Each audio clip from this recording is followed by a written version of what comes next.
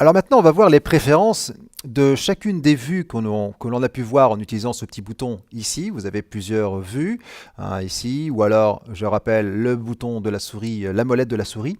J'ai besoin de voir plusieurs préférences. Donc déjà, peut-être cette grille ici qui symbolise le sol du monde, peut-être qu'elle me gêne.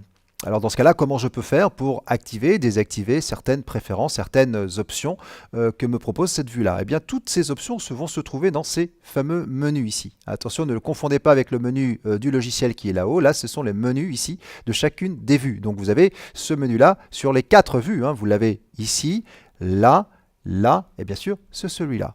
Donc je reviens sur la vue principale qui est celle-ci. D'abord, ce que je vais faire, je vais désactiver la vue ici de ma grille. Alors cette grille, on va aller dans le menu Filtre, et vous avez ici la possibilité de désactiver la grille. Dans ce cas-là, je n'ai plus de grille.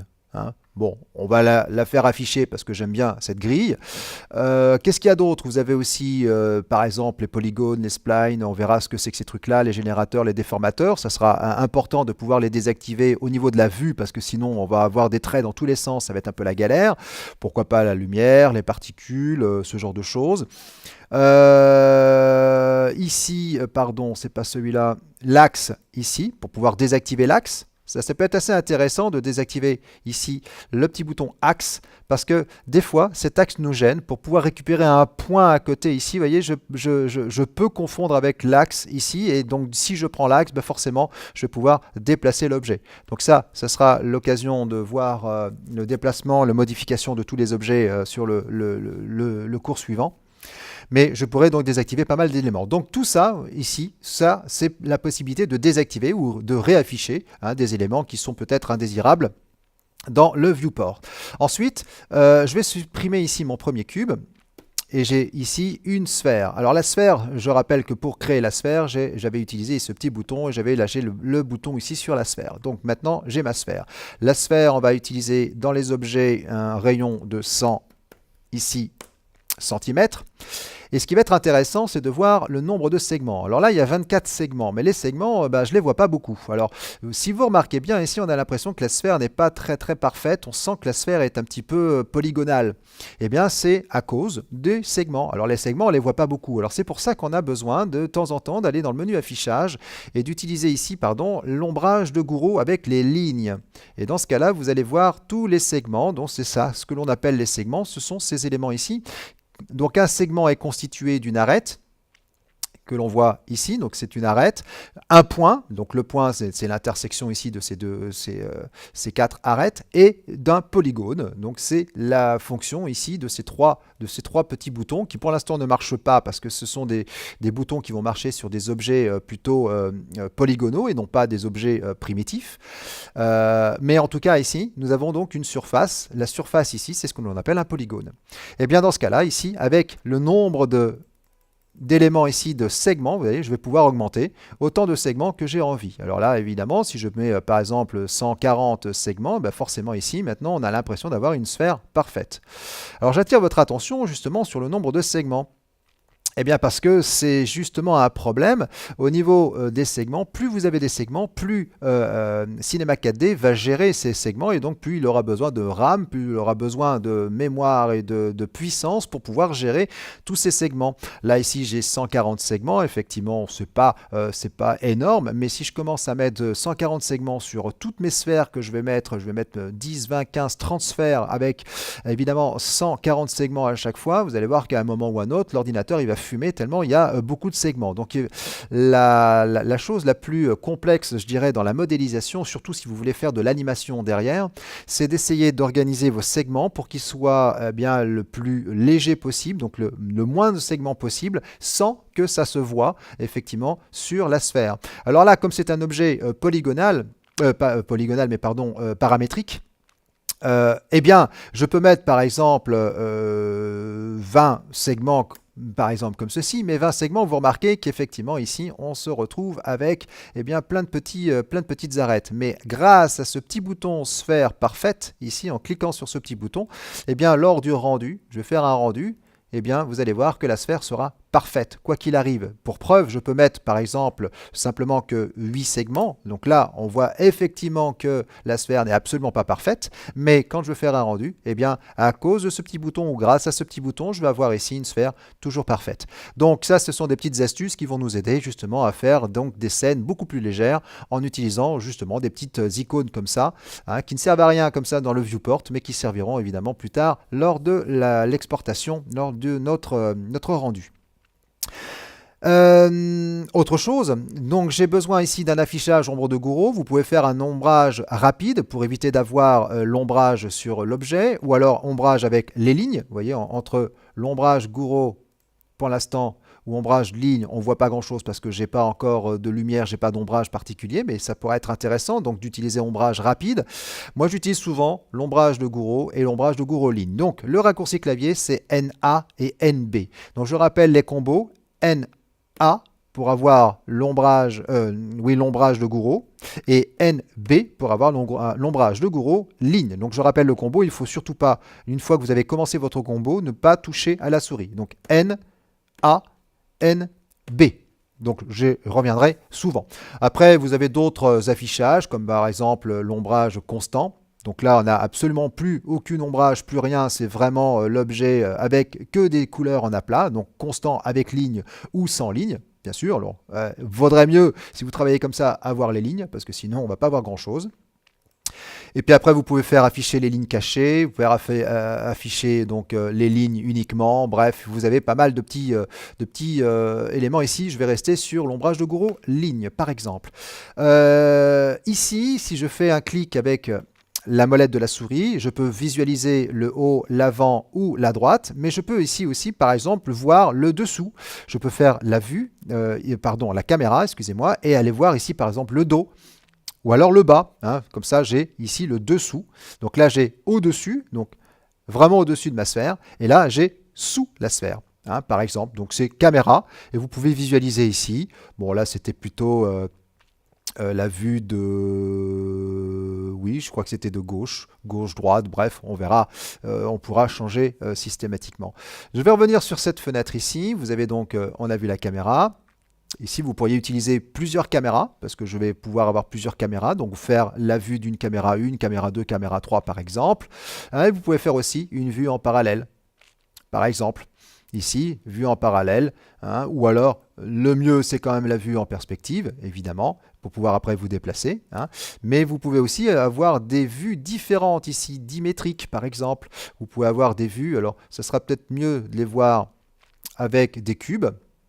Hein, en général, on se met en vue perspective, c'est ce qui nous convient le mieux.